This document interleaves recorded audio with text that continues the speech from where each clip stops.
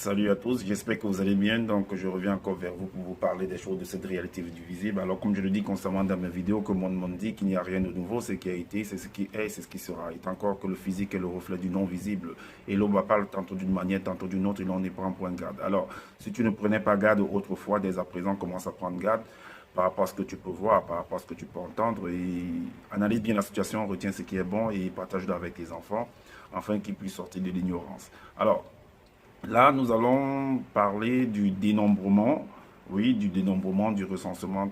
Tout à l'heure, j'ai fait une vidéo par rapport au roi David où il a été incité à faire le dénombrement. La question qu'on devrait se poser, c'est que mais faire un recensement, à quoi est-ce que c'est mauvais? Puisque pour voyager, il faut avoir un passeport, une carte d'identité, il faut avoir une acte de naissance et tout et tout. Donc, on doit faire un recensement, on doit savoir le nombre d'habitants, le nombre de personnes. Chacun doit avoir un compte bancaire, par exemple, ou une adresse. Donc, ça veut dire que tu es fiché dans les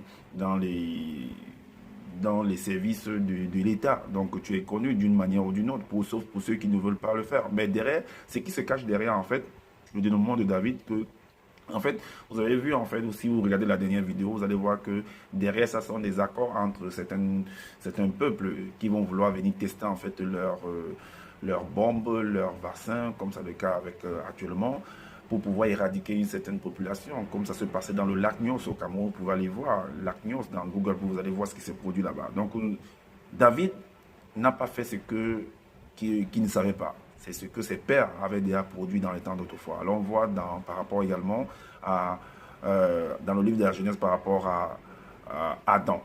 Donc, dans le livre de la Genèse au chapitre 2, il est dit au verset 19 que l'Éternel Dieu forma de la terre tous les animaux des champs et tous les oiseaux du ciel, et il les fit venir vers l'homme pour voir comment il les appellerait.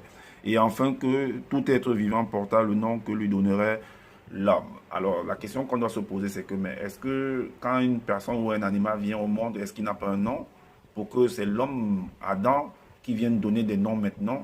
Comment ils font pour communiquer? Comment ils font pour s'appeler?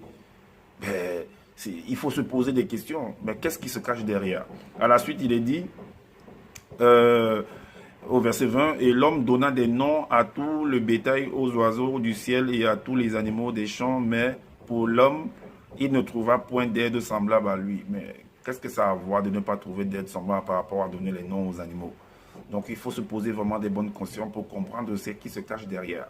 Donc, c'était quoi ce recensement? C'était quoi ce dénombrement? Qu'est-ce qui se cachait derrière? Et j'avais fait également un post, soit une vidéo également, si je ne me trompe pas, de savoir qu'est-ce qui se cache derrière l'éternel Dieu. Puisque dans le livre de Nombre 23, il est dit que Dieu n'est pas un homme. Et dans Jean 1, 18, il est dit également que personne n'a jamais vu Dieu. Alors, si personne n'a jamais vu Dieu, la question qu'il faut se poser, donc Adam a vu Dieu alors? Il a vu l'éternel Dieu. Alors, donc vous devez comprendre, posez-vous des bonnes questions et comprenez ce qui se cache derrière. Donc moi je viens enfin pour vous amener à mieux raisonner, à avoir une bonne vision des choses et des Écritures.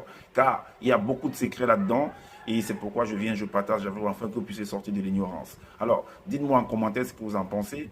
Et aussi, n'hésitez pas à partager la vidéo et à liker et à vous abonner massivement. Je vous dis à bientôt pour une prochaine vidéo.